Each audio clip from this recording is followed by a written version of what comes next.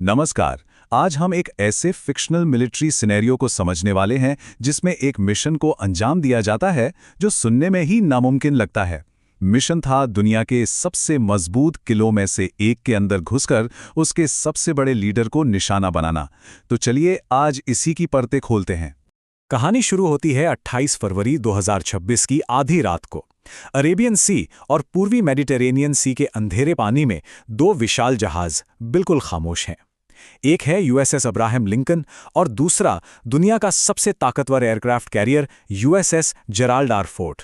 चारों तरफ एक अजीब सी गहरी शांति है और उसी खामोशी में एक बहुत ही साहसी मिलिट्री ऑपरेशन की तैयारी चल रही है। ये कोई आम मिशन नहीं, बल्कि एक ऐसा हमला है जिसे ज्यादातर लोग नामुमकिन ही कहेंगे। इस खेल में दो बड़े खिलाड़ी हैं। एक तरफ अमेरिकी सेना अपने ऑपरेशन एपिक फ्यूरी के साथ और दूसरी तरफ इजरायली वायुसेना जिसका मिशन है ऑपरेशन रोर द लायन। दोनों की नजरें एक ही निशाने पर हैं।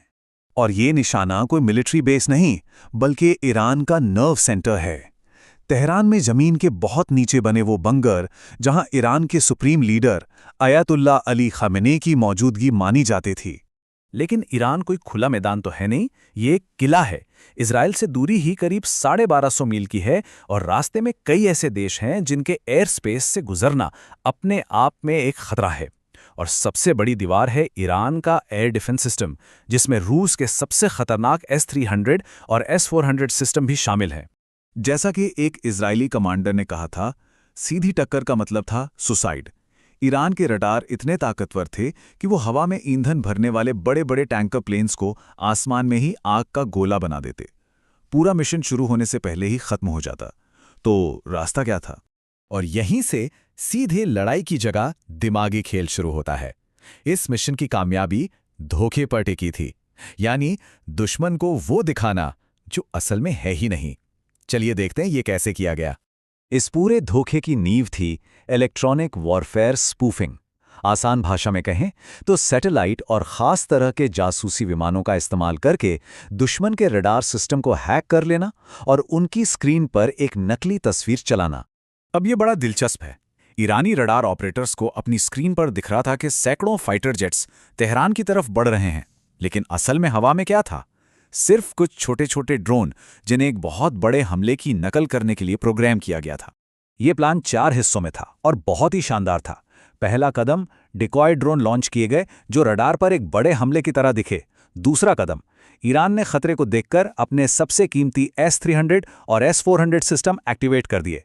तीसरा कदम, जैसे ही उन्होंने इन नकली ड्रोन्स पर अपने रडार लॉक किए, उन्होंने अनजाने में अपनी असली लोकेशन जाहिर कर दी। और चौथे कदम में शिकारी खुद शिकार बन गया।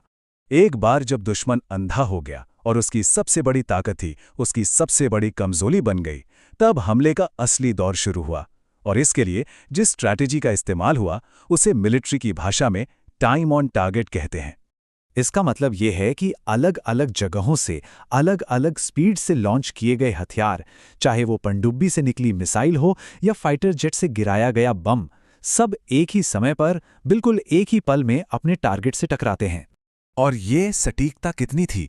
मतलब इतनी सटीक कि अमेरिकी क्रूज मिसाइलें और इजरायली जेट से दागे गए बम, ये सब सिर्फ 1 सेकंड के अंदर अपने अपने टारगेट पर गिरे। दुश्मन को सोचने या बचने का कोई मौका ही नहीं मिला।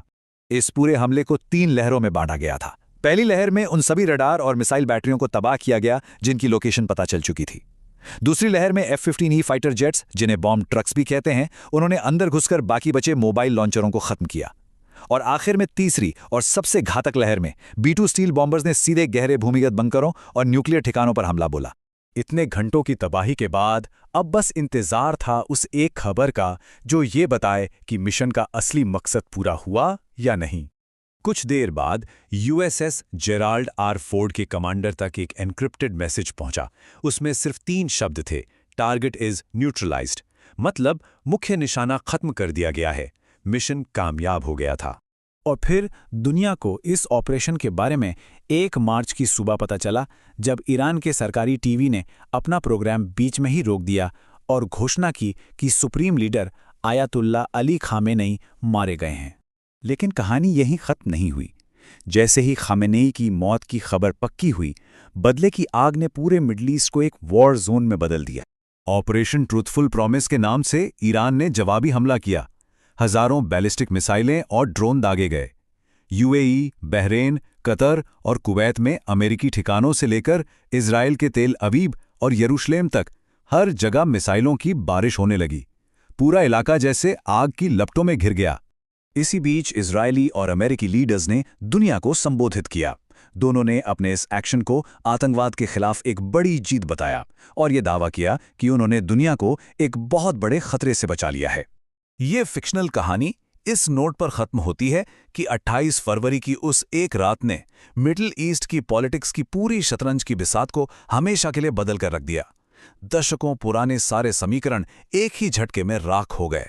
और ये मिशन धोखेबाजी से लेकर टाइम ऑन टारगेट जैसी घातक सटीकता तक मिलिट्री सुपीरियॉरिटी का एक ऐसा उदाहरण था जिसे आने वाले कई दशकों तक दुनिया भर की मिलिट्री अकादमियों में पढ़ाया जाएगा। लेकिन आखिर में एक सवाल जरूर खड़ा होता है, क्या ये मिलिट्री स्ट्रैटेजी का एक मास्टर क्लास था या फिर एक ऐसी स्क्रिप्ट जो दुनिया को एक बड़ी तबाही की तरफ ले जाती है? एक ऐसी कामयाबी जिसके नतीजे शायद बहुत विनाशकारी हों।